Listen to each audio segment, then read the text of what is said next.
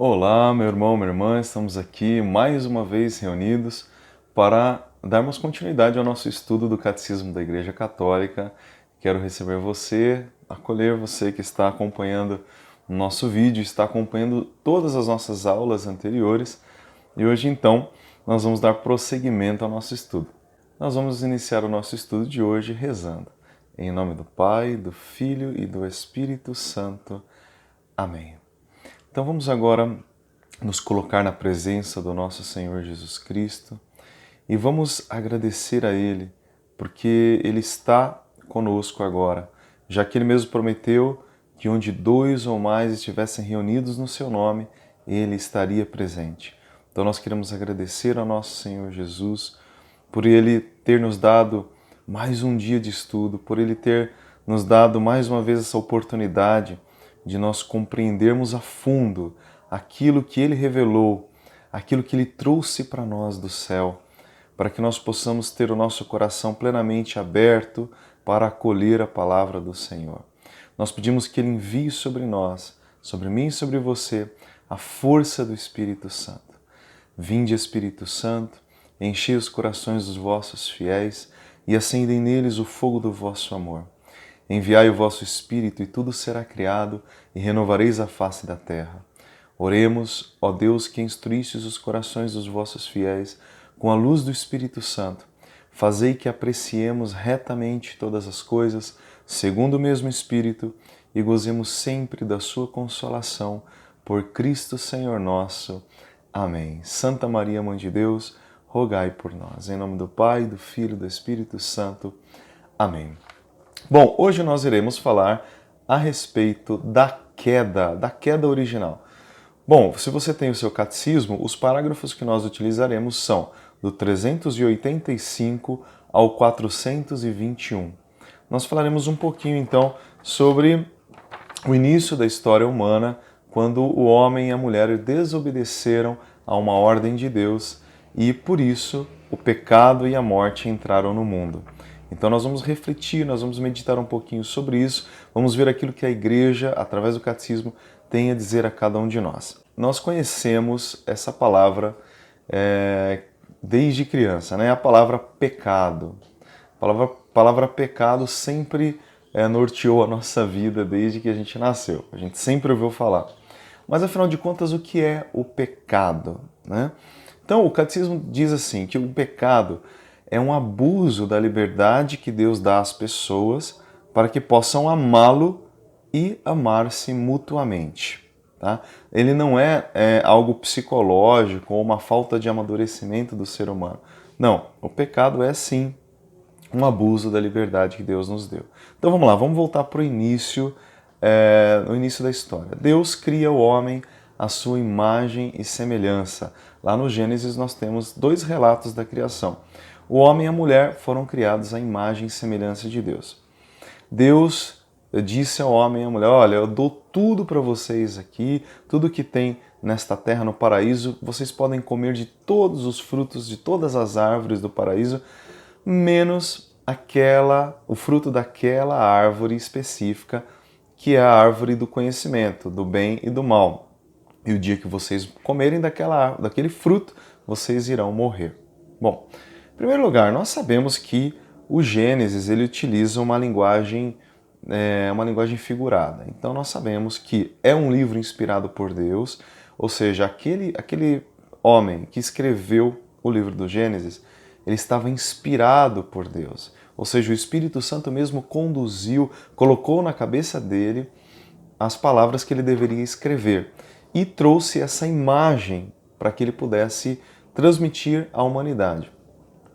Toda esta imagem, obviamente, ela foi escrita com uma linguagem cheia de figuras.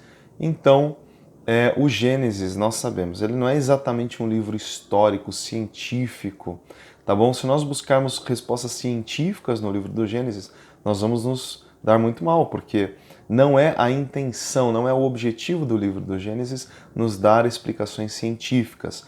Por exemplo, se for assim, como que nós vamos explicar o fato de Adão e Eva terem tido dois filhos, né? Um matou o outro, e depois como é que a humanidade continuou, não é verdade? Então, assim, não há explicação científica, porque não é a intenção do livro do Gênesis, tudo bem? Então, algumas pessoas até nos acusam, né? Falam, o livro do Gênesis, ele é, na verdade, ali uma fábula, ele é um mito e tal. Na realidade, é aquilo que eu expliquei. A pessoa foi inspirada por Deus para escrever aquela mensagem, por meio de figuras, de imagens, transmitir para nós o quê? Transmitir para nós que, primeiro, Deus é o Criador do céu e da terra. Foi Deus quem criou todas as coisas. Deus criou todas as criaturas e Deus criou o homem à sua imagem e semelhança. E num determinado momento o homem desobedeceu a uma ordem de Deus. O homem voltou as costas para Deus, desobedeceu a uma ordem e por isso nós tivemos graves consequências, que é exatamente o que nós vamos falar daqui a pouquinho. Então, esse pecado que a gente chama de pecado original, tá bom? Então é uma palavra, se você ainda não conhece, aprenda agora o que é o pecado original. O pecado original é esse que foi cometido pelos nossos primeiros pais, Adão e Eva, quando eles desobedeceram a uma ordem de Deus. A verdade sobre o pecado original, ela não pode ser negada, ou seja, ela é uma verdade fundamental da nossa fé, tá bom? Existem pessoas que negam o pecado original, que dizem que o pecado original, na verdade, é uma invenção.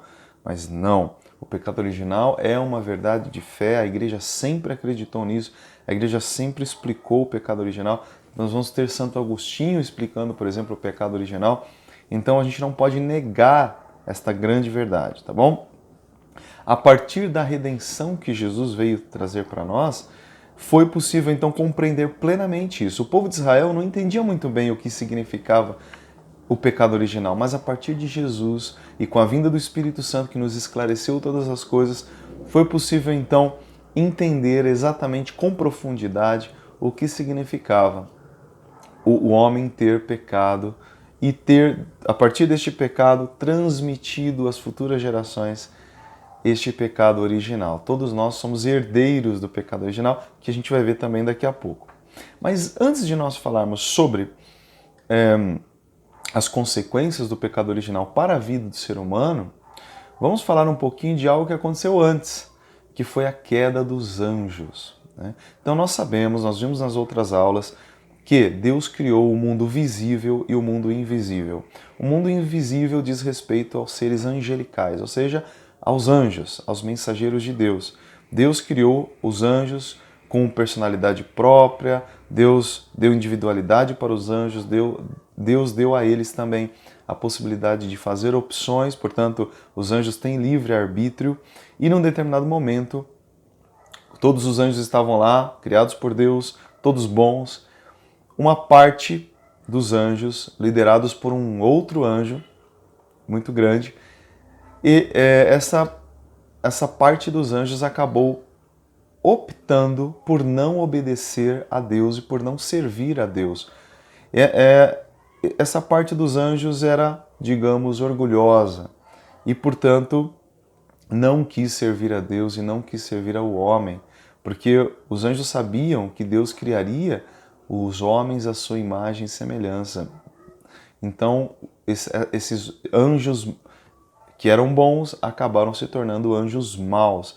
Então eles foram expulsos do paraíso e, como o próprio Jesus vai falar no Evangelho, foi criado para eles um lugar que é chamado de inferno, certo? Jesus mesmo falou, o inferno que foi criado para o diabo, para os seus anjos.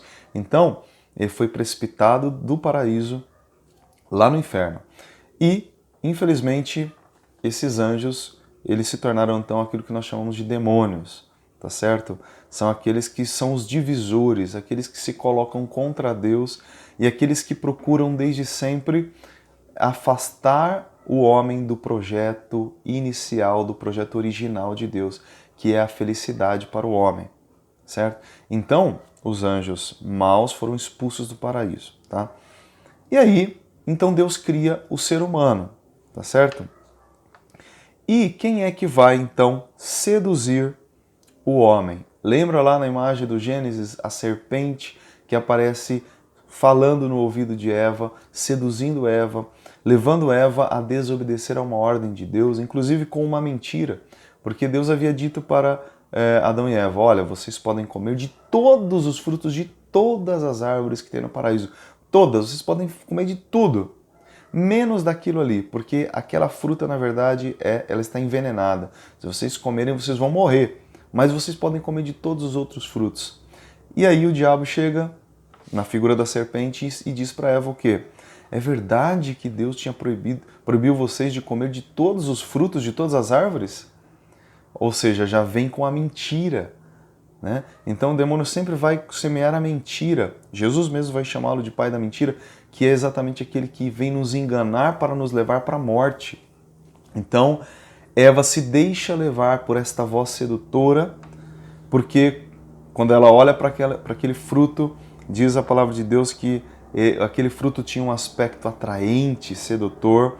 Então Eva se deixa levar pela beleza daquele fruto e por aquela voz sedutora. Então a imagem e a sugestão do maligno arrasta Eva a comer do fruto proibido, aquele fruto que só levaria o homem à morte. E é isso que acontece, certo? Então, e falando ainda um pouco sobre a realidade dos anjos, né, o próprio São Pedro, na sua segunda carta, no capítulo 2, no versículo 4, vai falar a respeito do pecado dos anjos. Você pode conferir na sua Bíblia depois, tá? Outra coisa, o pecado que os anjos cometeram, eles são um pecado que não tem retorno. Os anjos não receberam um livre-arbítrio exatamente como o nosso. Por quê? Porque o ser humano é limitado, o ser humano está abaixo, intelectualmente falando, está abaixo dos anjos. Então, nossa visão é muito limitada. Por exemplo, quando nós às vezes cometemos um pecado e a gente se arrepende, a gente vê a besteira que a gente fez e Deus nos perdoa e aí a gente continua, de repente lá na frente a gente acaba cometendo de novo, porque nós agimos muitas vezes por instinto, nós somos impulsivos, nós tomamos decisões erradas. Isso é próprio da natureza do ser humano, mas com os anjos é diferente. Os anjos não têm uma natureza como a nossa. Os anjos, eles têm uma visão eterna das coisas. Então, uma vez que um anjo toma uma decisão, ele sabe de todas as consequências, ele sabe de tudo aquilo que vai acontecer dali para frente. Ele tem uma visão infinita, eterna. Portanto, a decisão que ele toma é uma vez só. A liberdade dos anjos, ela existe para ser tomada, para ser utilizada uma vez só, e é uma decisão eterna. Ou seja, isso até fica um pouco incompreensível para nós, porque a gente acaba pensando, como é possível, não é verdade, você tomar uma decisão uma vez só e não poder voltar atrás mais? É que nós estamos nos baseando na nossa maneira humana de pensar, mas os anjos, eles sim entendem como isso funciona, tá? Então eles tomaram uma decisão, eles estavam certos do que estavam fazendo e sabiam que não poderiam ter retorno porque sabiam das consequências. Por isso não adianta rezar pela conversão do demônio, isso não existe, tá bom? Isso é impossível, porque a liberdade deles é diferente da nossa. Por outro lado, a maior parte dos anjos optou por servir a Deus, por estar com Deus. Por isso nós temos os nossos anjos da guarda que nos acompanham, que cuidam de nós, que nos orientam, que nos auxiliam, que cuidam da igreja, que nos protegem, que nos livram de todo mal. E eles mesmos travam uma luta contra os demônios, eles nos protegem contra a ação maligna, eles nos defendem no meio da tentação, né? Também o próprio Jesus, ele vai travar uma batalha contra o demônio. Jesus, ele fala do demônio como um homicida, ele chama o demônio de homicida. Ele é homicida desde o princípio, porque ele sempre tentou matar o ser humano, sempre tentou destruir o ser humano. Depois Jesus, ele é tentado pelo demônio no deserto, como o Evangelho vai nos relatar. Jesus foi tentado várias vezes e com a palavra, Jesus pôde derrubar as tentações. Por diversas vezes Jesus será tentado, né? Enfim, também São João, na sua primeira carta, vai dizer que o Filho de Deus se manifestou neste mundo para destruir as obras do diabo. Tá? Lembrando também que o diabo ele é apenas uma criatura, ele não é Deus, ele não é um outro Deus. Não, muito coitado, muito pelo contrário. O demônio é uma criatura, é um anjo que se rebelou. Portanto, não tem comparação. Deus é eterno, infinito, ele criou todas as coisas, inclusive criou o próprio diabo, né? Ele criou aquele anjo que depois se rebelou.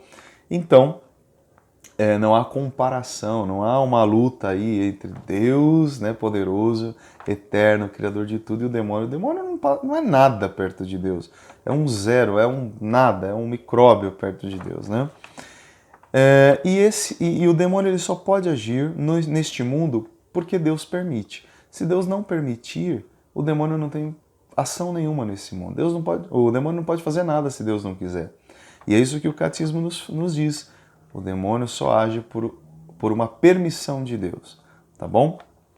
E lembrando então que existe também uma corrente, né, de muitas pessoas que frequentam a igreja, até mesmo de alguns padres, que negam a existência do demônio. Mas isso é uma verdade de fé, é um dogma de fé. Tá bom? Então, assim, não entrem na conversa quando dizem que o demônio não existe. Não, não, não. Isso é contra a nossa fé católica, tá bom?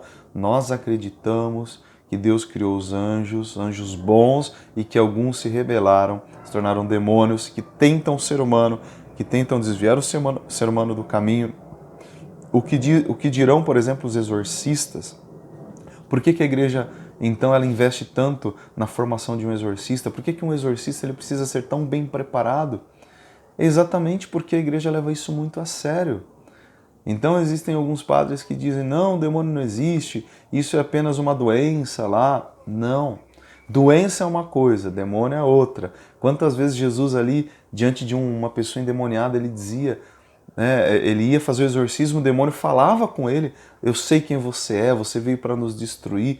Ora, uma pessoa doente não falaria isso, uma doença não daria ciência a uma pessoa para descobrir que aquele era o Filho de Deus, né, que veio para destruir o demônio. Aquelas pessoas na época não tinham essa consciência. Portanto, não nos enganemos. É evidente que muitas vezes algumas pessoas têm algo que elas dizem que é do demônio e que não é. Assim como tem aquelas que acham que é psicológico, mas é do demônio. Então a gente precisa tomar muito cuidado. É um tema muito delicado, que a gente deveria fazer um vídeo apenas sobre isso, tá? Porque é realmente um tema muito complexo. Existem muitos e muitos livros a respeito. Por exemplo, a gente vê a vida dos santos, vemos Padre Pio, como ele foi atacado pelo maligno. Padre Pio chegava a apanhar fisicamente do demônio. Ele via os demônios. Então, é uma heresia dizer que o demônio existe, tá bom? Mas continuando aí. Bom, o pecado original, então, foi quando Deus ele colocou a liberdade do homem à prova, né? E o homem optou, então, por desobedecer a Deus. Então vai dizer o catecismo o seguinte, que todo pecado dali em diante será uma desobediência a Deus e às suas leis, e uma falta de confiança em sua bondade. Então toda vez que a gente comete um pecado, nós estamos usando mal a nossa liberdade, estamos desobedecendo a Deus, porque Deus criou leis para esse mundo físico, para esse mundo espiritual. Deus criou um mundo ordenado, um mundo em harmonia, e toda vez que nós cometemos um pecado, nós colocamos este mundo em desarmonia, e nós colocamos a nossa própria vida em desarmonia com Deus, com os irmãos e com toda a criação, com toda a natureza. Portanto, o pecado ele atinge todas as realidades que nos circundam. O pecado ele não é apenas algo que me machuca, mas machuca a igreja. Por isso que eu preciso me confessar quando eu peco. Por isso que nós precisamos ir ao sacerdote, porque o sacerdote tem autoridade para me absolver e para me unir, para me conectar novamente à igreja. Porque o meu pecado atinge toda a igreja. Ora, nós não somos o corpo de Cristo, nós não estamos conectados, unidos. Toda vez que eu peco, eu atinjo você. Toda vez que você peca, o teu pecado atinge a mim e a toda a igreja, a todo o universo que Deus criou. Portanto, para retomar esta ordem, nós precisamos nos confessar. Tá bom? Continuando aí. Então, diz o catecismo que o homem, quando pecou, ele preferiu a si mesmo do que a Deus. Então ele preferiu olhar para si mesmo, ele foi egoísta, ele não olhou para Deus, para a bondade de Deus, para o amor de Deus. Ele olhou apenas para aquela mentira que o diabo tinha inventado, que era que o homem se tornaria Deus. Então o homem se encheu de orgulho e virou as costas para o seu Criador. Então quando Adão e Eva desobedecem a Deus, eles perdem o estado de santidade original. A santidade com que Deus havia criado o homem é perdida pelo pecado de Adão e Eva.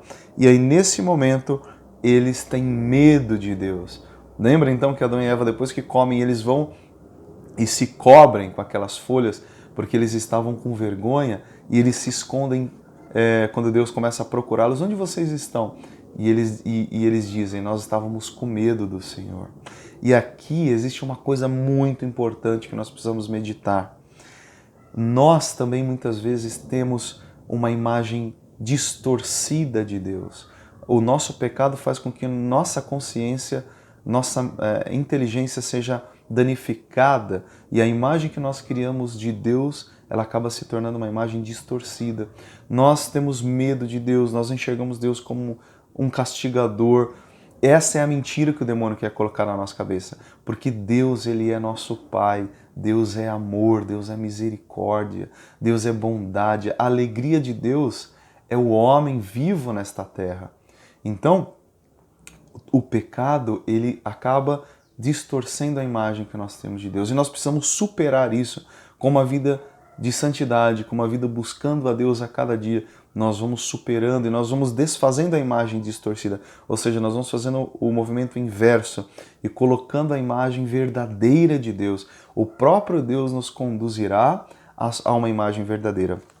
E quem realmente trouxe para nós a imagem verdadeira de Deus foi o próprio Jesus. O próprio Deus que se fez homem para dizer, olha, vejam como eu realmente sou. Eu sou um Deus de amor, eu sou um Deus que diz para você que você deve perdoar 70 vezes 7.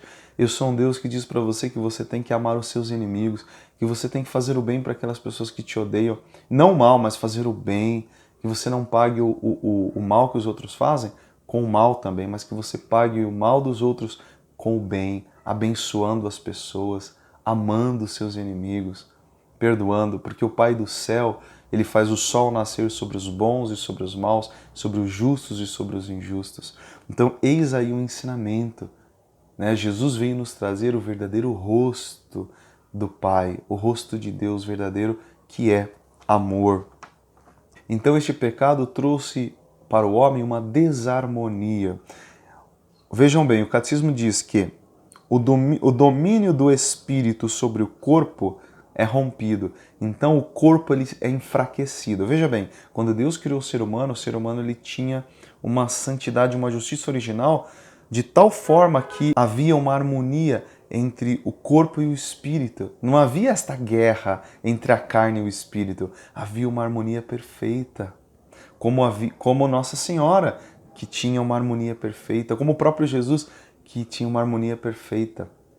Então, não havia uma briga, a gente não precisava falar, a carne me arrasta para o pecado, isso não existia. Então, a partir deste momento, começa essa luta entre o espírito e a carne. Né? As relações entre o homem e a mulher, diz o catecismo, começam a entrar em certas tensões, né? A briga entre homem e mulher. Também a harmonia com a criação é rompida. Então o homem ele tinha uma plena harmonia com toda a criação. Esta ordem, esta harmonia é quebrada. O homem voltará a ser o pó. Lembra no Antigo Testamento? Do pó foste formado e para o pó voltarás. E por fim, a grande tragédia, digamos assim, que acontece com o pecado do homem é a entrada de uma coisa que não existia na história humana, mas que passa a existir, que é a morte. Então o homem viveria apenas um tempo e morreria, voltaria ao pó da terra. Mas nós sabemos que depois Jesus vem e nos resgata e ele devolve para nós a possibilidade da vida eterna novamente. Até que no último dia, quando ele voltar, nosso corpo também será restaurado e aquela harmonia que um dia foi perdida será plenamente restabelecida ao ser humano. E aí, o que acontece? Logo em seguida, no Gênesis, a gente começa a ler já que Caim, o filho de Adão e Eva, matam outro filho, Abel. Então, o primeiro assassinato na história humana está aí registrado no livro do Gênesis. Depois, nós vamos ver quando Deus dá as leis a Moisés, para que Moisés transmita ao povo, toda vez o povo desobedece à lei de Moisés. O povo rompe com a aliança, a primeira aliança que Deus havia feito com a humanidade. Então, várias e várias vezes o homem acaba rompendo com esta aliança, né? E agora eu vou ler para vocês, só para não dizer que eu não li nada do catecismo, né? Embora tudo isso seja baseado no catecismo, quero ler com você o parágrafo 402, tá bom? Abra aí o seu catecismo, tá aqui o meu catecismo, abra aí parágrafo 402, quando ele vai falar sobre as consequências do pecado de Adão para toda a humanidade. Olha só, meu Deus, Adão pecou, todos nós pecamos. Olha lá. Todos os homens estão implicados no pecado de Adão. São Paulo afirma: pela desobediência de um só homem, todos se tornaram pecadores. Como por meio de um só homem o pecado entrou no mundo, e pelo pecado a morte, assim a morte passou para todos os homens, porque todos pecaram. Então, pelo pecado de Adão, diz lá São Paulo, todos nós pecamos. Continuando a leitura, a universalidade do pecado e da morte, o apóstolo opõe à universalidade da salvação em Cristo. Diz assim São Paulo: assim como da falta de um só resultou a condenação de todos os homens, do mesmo modo, da obra de justiça de um só, a de Cristo, resultou para todos os homens justificação que traz a vida. Então, assim como o pecado de Adão afetou todos os homens, porque, veja bem, Deus havia criado Adão em justiça e santidade originais. Em Adão, ele transmitiria esta justiça, essa santidade a todos os seus descendentes, certo? Então, toda essa santidade e justiça seria transmitida para todos nós por meio de Adão. Mas como também Adão pecou e rompeu com esta santidade e essa justiça, então o que agora nos é transmitido é o pecado e a morte, entende? Então Deus criou um para que a partir desse primeiro fosse então, digamos assim, como se Adão fosse então gerando novos homens santos, mulheres santas, certo? Adão e Eva iam gerando novos. Então como ele pecou, o que nos foi transmitido não foi a justiça original, e sim a morte, e sim o pecado. Ele também diz o seguinte, que o mal, ele só se explica pelo pecado de Adão, tá? Então assim, a gente só consegue entender a realidade do pecado na nossa vida humana se a gente olhar para a revelação divina, lá no livro do Gênesis. Se a gente acreditar que o livro do Gênesis é inspirado por Deus, é uma revelação divina. Então aí tudo começa a fazer sentido para nós. Aí a gente fala, agora eu entendo por que eu peco, por que eu tenho a inclinação para cometer o pecado. Se eu descarto essa possibilidade, nós ficamos sem uma explicação, nós ficamos sem entender os motivos. Mas é uma realidade que não pode ser negada. Nós pecamos, nós somos inclinados ao pecado, somos inclinados ao mal. Isso é uma realidade que não pode ser negada. Então, mas Deus nos explicou, em Jesus, Ele nos explicou por que é que nós temos essa tendência. E é por isso que a igreja, então, ela batiza as crianças, né? Porque é o seguinte, olha só, o pecado que Adão cometeu, ele foi transmitido de geração em geração. Então, quando nós nascemos, nós já nascemos com este pecado original. Nós herdamos este pecado. Então, não é um pecado cometido por nós, mas é um pecado herdado por nós, tá? Não é um pecado com relação a um ato, mas é um pecado com relação a um estado. Então, a igreja batiza as crianças para poder apagar nelas o pecado original. A criancinha, ela recém-nascida, já nasceu com o pecado original. Então, o batismo, como Cristo já nos redimiu com o seu sangue, por meio do batismo, o sangue de Cristo derramado na cruz alcança a nossa vida, alcança aquela criança, quando o padre a batiza com aquela água. Então, nós somos lavados do pecado original, mas o que continua? Continuam as consequências desse pecado. Então, a morte ainda é uma realidade para nós. A inclinação para o mal ainda é uma realidade, mas aquele pecado herdado foi apagado, que é aquilo que nos obstruiria de entrar na vida eterna, aquilo que não permitiria com que nós entrássemos no reino dos céus. Por isso que Jesus fala para Nicodemos, lá em João capítulo 3, se vocês não nascerem da água e do Espírito, vocês não poderão entrar no reino dos céus. E ele se referia ao batismo. O batismo é o que nos lava do pecado original, que nos faz renascer da água e do Espírito, para que nós possamos então entrar na vida eterna. Então, portanto, nós estamos todos conectados a Adão. Estamos todos conectados a Adão. A transmissão do pecado original não está também dentro das nossas capacidades intelectuais. Ou seja, compreender essa transmissão, como que isso se dá, digamos, entre aspas, cientificamente, não é possível. Mas nós podemos entender que isso é uma verdade olhando para a nossa própria vida, vendo que nós realmente cometemos pecado e que nós temos aí uma inclinação ao pecado. Tá certo? Vamos lá, passando aqui. Então, eis que surge uma palavrinha para esta inclinação ao pecado, para esse desejo que nós temos de fazer as coisas erradas, de fazer o mal, de cometer o pecado, que é a concupiscência. Não sei se você já viu essa palavra, se você já viu, lá na Bíblia, nós temos várias vezes no Novo Testamento se referindo a isso, que é a inclinação ao pecado. Tá? Então, no batismo nós somos lavados do pecado original, mas as consequências, a inclinação para o mal continua. E isso é chamado de concupiscência. São João vai chamar isso de concupiscência da carne. Tá bom? Por fim, o catecismo vai dizer que o homem, portanto, começa a travar um duro combate. A partir deste momento em que o pecado entra no mundo, o homem passa a travar um combate contra si próprio. Os cristãos que já foram batizados, que já foram lavados pelo sangue de Cristo, agora precisam lutar contra esta inclinação. Nós vamos passar a nossa vida inteira lutando contra as inclinações. Você tem inclinações ao pecado, eu também tenho. Cada um tem de uma forma diferente, mas nós lutamos. E o que nos garante a santidade? A santidade é esta luta constante contra esta inclinação. A santidade é esta luta constante. Eu luto contra a minha carne que muitas vezes quer me arrastar para o pecado. Eu luto contra ela, eu tenho que ser violento contra ela. E eu tenho que buscar na oração a graça de Deus para que eu consiga superar, para que eu consiga sair vitorioso deste combate a que eu sou chamado diariamente. É aquilo que Jesus fala: quem não toma a sua cruz todo dia não pode ser meu discípulo.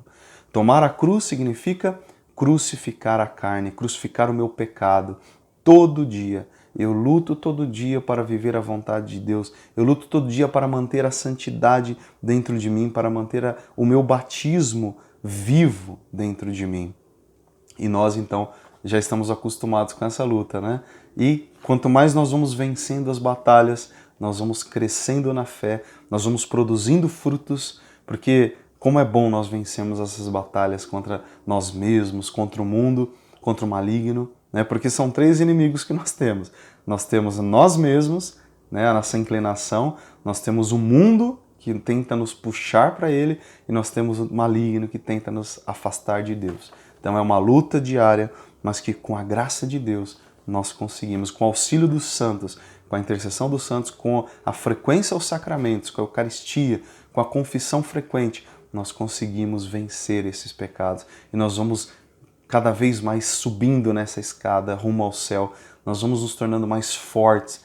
Aquilo que nos derrubava facilmente já não consegue mais nos derrubar. O Espírito Santo vai nos auxiliando e nós vamos vencendo todas as batalhas. E também o catecismo diz que Maria, Nossa Senhora, ela recebeu uma graça especial. Como ela deveria receber o próprio Deus dentro dela, para gerar o próprio Deus, o Senhor deu a ela uma graça especial, que não deu a mais ninguém. A graça de ser preservada do pecado original. Então Maria, quando ela foi concebida no ventre de sua mãe, Santa Ana, ela foi preservada. É como que se Deus adiantasse para Maria a salvação. Então Nossa Senhora, ela nasceu sem pecado. Ela já foi concebida no ventre de Santa Ana sem pecado. Por isso que a gente fala, ó Maria concebida sem pecado. Porque ela foi concebida sem o pecado original. Então quando ela nasceu, ela não tinha a inclinação para o pecado, porque ela deveria receber o próprio Deus dentro dela e ela não poderia receber com o pecado, porque ainda não tinha batismo. Como é que ela ia receber Deus dentro dela se ainda não tinha batismo para pagar o pecado original? Então Deus adiantou a graça para ela. Nossa Senhora ela recebeu uma graça especial. E diz o catecismo que Maria, durante toda a sua vida, olha isso, ela nunca cometeu um pecado. Nossa Senhora foi preservada do pecado original, não tinha inclinação ao pecado, mas tinha liberdade para desobedecer a Deus, assim como os anjos tinham, mas ela permaneceu firme, fiel, santa e nunca, ao longo de toda a sua vida, cometeu sequer um pecadinho. Nossa Senhora foi para o céu, por isso que ela foi levada para o céu de corpo e alma, porque ela não cometeu nenhum pecado, ela estava pura, santa, imaculada, e do céu ela nos ajuda a vivermos também a santidade. Por isso que a gente precisa pedir a intercessão de Nossa Senhora, que ela reze por nós, que ela nos ensine a viver a santidade, porque ela nunca cometeu um pecado. Então que Nossa Senhora, ela nos ajude, a nossa mãe, nos ajude a nos mantermos fiéis aos projetos de Deus. Maria teve a oportunidade de pecar? Teve. Teve a oportunidade de blasfemar? Teve. Mas ela nunca deixou com que essas situações a derrubassem ou a arrastassem. Maria permaneceu ali. Por isso que ela estava aos pés da cruz, de pé, olhando para Jesus. E por isso Jesus nos deu essa mãe que nos ajuda. Por isso nós pedimos a intercessão dela nesse momento, para que ela reze por mim, ela reze por você, para que nós tenhamos força para vencermos as batalhas e vivermos o projeto original de Deus para todos nós, que é a vida de santidade. Nós pedimos que Nossa Senhora reze por nós. Ave Maria, cheia de graça, o Senhor é convosco. Bendita sois vós entre as mulheres, e bendito é o fruto do vosso ventre, Jesus. Santa Maria, Mãe de Deus, rogai por nós, pecadores, agora e na hora de nossa morte. Amém. E aqui nós então encerramos o nosso encontro de hoje. Espero que você tenha aproveitado esta aula sobre o pecado original, sobre a queda dos anjos, sobre a nossa luta contra a concupiscência e também sobre a importância do batismo. E eu agradeço também a você por ter estado até o fim. Não se esqueça de se inscrever no canal, né? E de compartilhar esta aula para que mais pessoas possam receber esse ensinamento. Que o Senhor nos abençoe em nome do Pai, do Filho, do Espírito Santo. Amém. Fique com Deus e até o nosso próximo vídeo.